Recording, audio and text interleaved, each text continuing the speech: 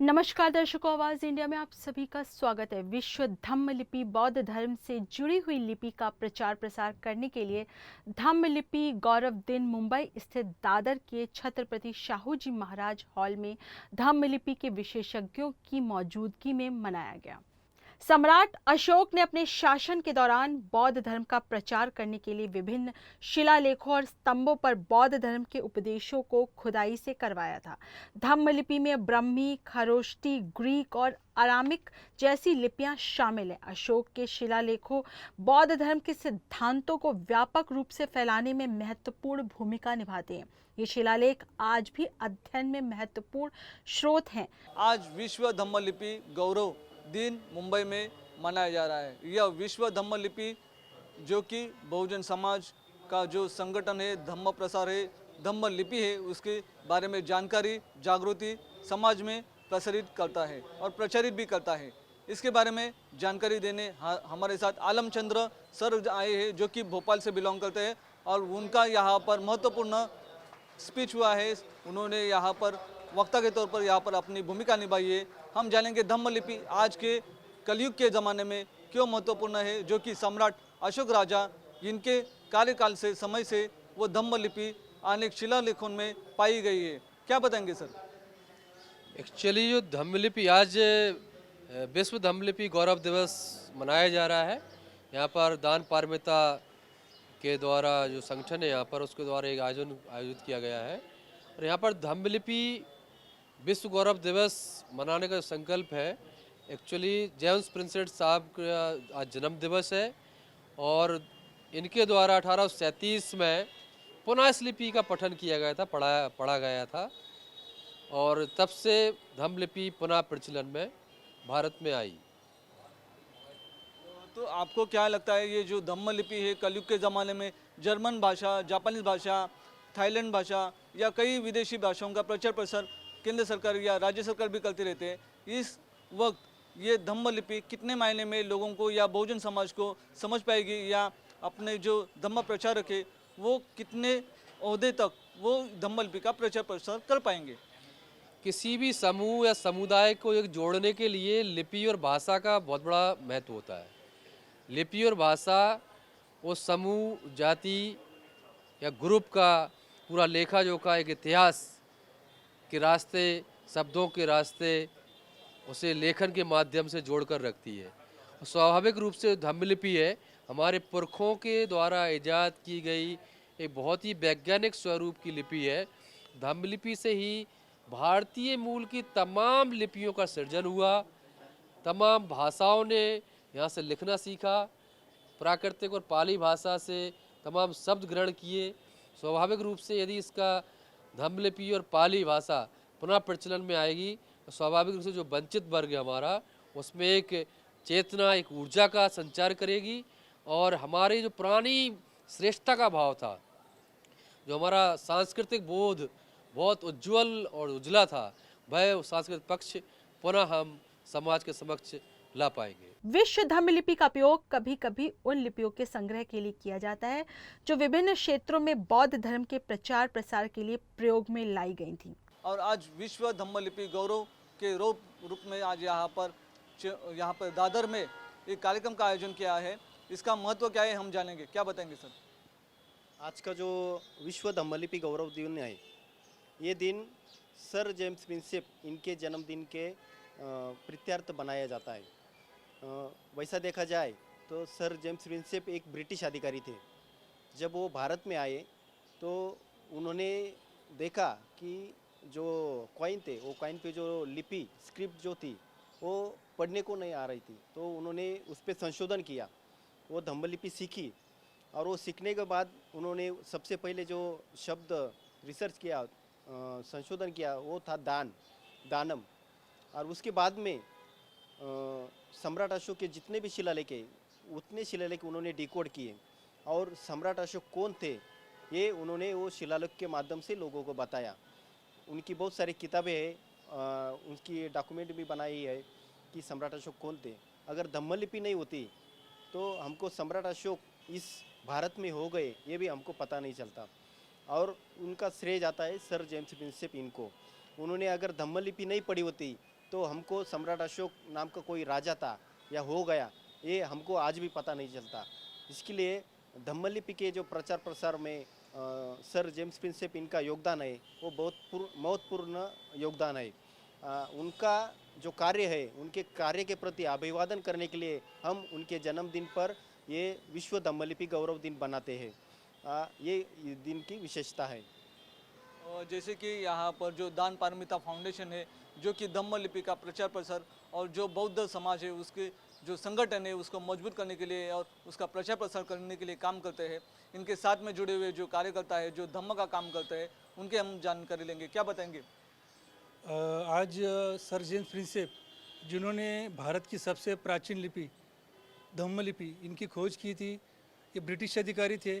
कोलकाता में जो प्रेस है, नोट प्रेस, उधर काम करते थे और इन्होंने सही मायने में हम भारतवासियों के ऊपर बहुत बड़ा एक उपकृत किया हम भारतवासियों को, क्योंकि सर जेम्स प्रिंसेप की बदौलत ही आज भारत को मालूम हुआ कि सम्राट अशोक नाम का कोई चक्रवर्ती राजा इस भारत की मिट्टी में जन्मा, इस भारत की मिट्टी में उन्होंने राज किया, पूरे एशिया में उन्होंने राज किया। उनकी वजह से धम्म लिपि जो सभी भारत की प्राचीन लिपि है, जननी है, मातृलिपि है, उनकी खोज की और उन्होंने उसकी वर्णमाला बनाकर और सबके लिए उन्होंने सबको पढ़ने के लिए उन्होंने ओपन कर दिया। तो उनका जन्मदिन है, उनका जन्मदिन के अवसर पर विश्व धम्म लिपि गौरव दिन के माध्यम से हम दान पारमिता फाउंडेशन की ओर से लगातार तीसरी बार, पहली बार नासिक में हुआ था, दूसरी बार नागपुर में और तीसरी बार दादर मुंबई में ये समारोह आयोजित किया गया है। इस समारोह में पूरे महाराष्ट्र से अलग अलग जिलों से बहुत सारे धम्म लिपि के छात्रा और छात्राएँ आई हुई है और बहुत बड़ा एक ऐसा ऐतिहासिक एक कार्यक्रम और पूरी तरह से वैचारिक कार्यक्रम यहाँ संपन्न हुआ है जो कि भारत में एक पहली बार हुआ होगा और महाराष्ट्र में पहली बार हुआ होगा। इसके बाद भी सर जेम्स प्रिंसेप का ये जो योगदान है जो हम कायम याद रखेंगे और उनको अभिवादन करने के लिए ऐसा कार्यक्रम मनाते रहेंगे। धम्म लिपि के शिलालेखों को कई भाषाओं और लिपियों में लिखा गया, जिससे बौद्ध धर्म के संदेशों को व्यापक रूप से प्रसारित किया जा सके। धम्म लिपि ये जो कहा जाती है ये कौन सी लिपि है और इसके बारे में आप विस्तृत कैसे बताएंगे? धम्म लिपि जो है ये ईस्वी सन पूर्व 2500 साल पुरानी लिपि है और ये लिपि बुद्ध काल में ज़्यादा यूज होती थी और सम्राट अशोक ने जितने भी शिलालेख लिखे वो सब धम्म लिपि में है। और आज दान पारमिता फाउंडेशन वही धम्म लिपि को हर घर में पहुंचाना चाहती है।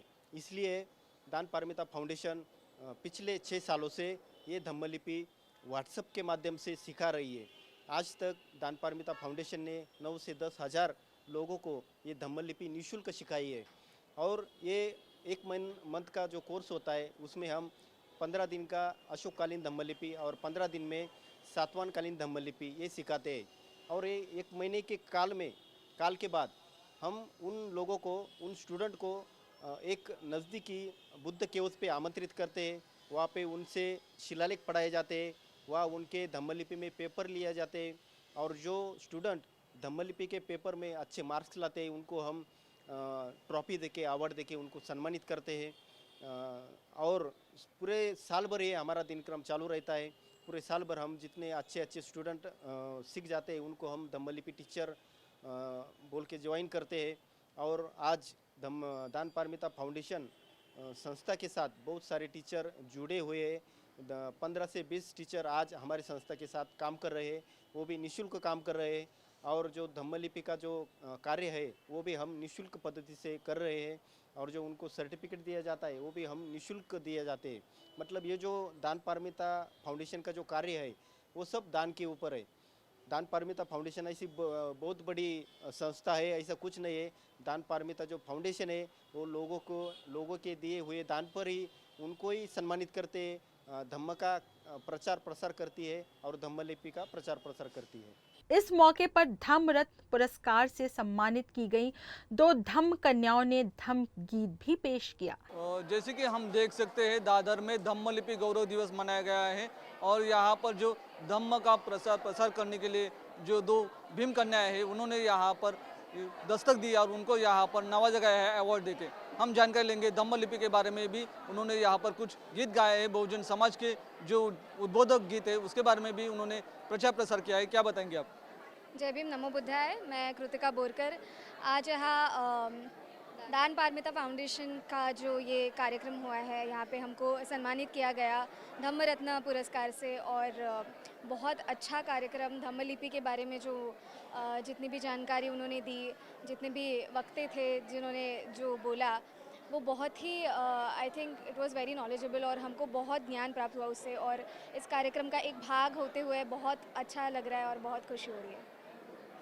जैसे कि आपको भी यहाँ पर बौद्ध समाज का धम्म समाज के लिए जो नवाजा गया है, यहाँ पर अवार्ड देके क्या बताएंगे? और यहाँ पे आपने एक सुरीली आवाज़ में गीत गाया है, क्या बताएंगे? जैसे कि इन्होंने बताया कि दान पारमिता फाउंडेशन और अशोकान स्क्रिप्ट इंस्टीट्यूट नासिक जो है उनके अंतर्गत ये आज का जो फंक्शन था, वहाँ पे धम्म लिपि से रिलेटेड जितने भी लोगों ने कार्य किया है उन सभी का सम्मान आज किया गया। और हम दोनों को भी धम्म रत्न पुरस्कार से सम्मानित किया गया। धम्म लिपि का प्रचार और प्रसार का महत्व समझाने वाले जितने भी लोग आज यहाँ थे, जितने भी वक्ते थे, उन सभी को मिलकर उन सभी से बात करके उन सारी चीज़ों को समझकर हमें अपने आप में भी बहुत अच्छा, बहुत गर्व महसूस हो रहा है। बहुत अच्छा लग रहा है कि हमारी लिपि, हमारा लिटरेचर कितना पुरातन काल से कैसे चलते हुए आ रहा है और उसका प्रचार और प्रसार करना हमारे लिए, धम्म के लिए कितना महत्वपूर्ण है, कितना ज़रूरी है। और आज का कार्यक्रम बहुत ही अच्छा रहा। हमें यहाँ बुलाने के लिए बहुत बहुत शुक्रिया। जैसे कि आपने यहाँ पर एक परफॉर्मेंस किया, तो एक बार आवाज़ इंडिया के दर्शकों के लिए, जो बौद्ध समाज है या जो समाज है, उनके लिए एक सुरीली आवाज़ हो जाए। घबराए जब मन अनमोल और हृदय हो डावाडोल, तब मानव तू मुख से बोल, बुद्धं शरणं गच्छामि। हे मानव तू मुख से बोल, बुद्धं शरणं गच्छामि। बहुत बहुत धन्यवाद। वीडियो जर्नलिस्ट सिद्धांत तांबे के साथ विनोद कामले की रिपोर्ट।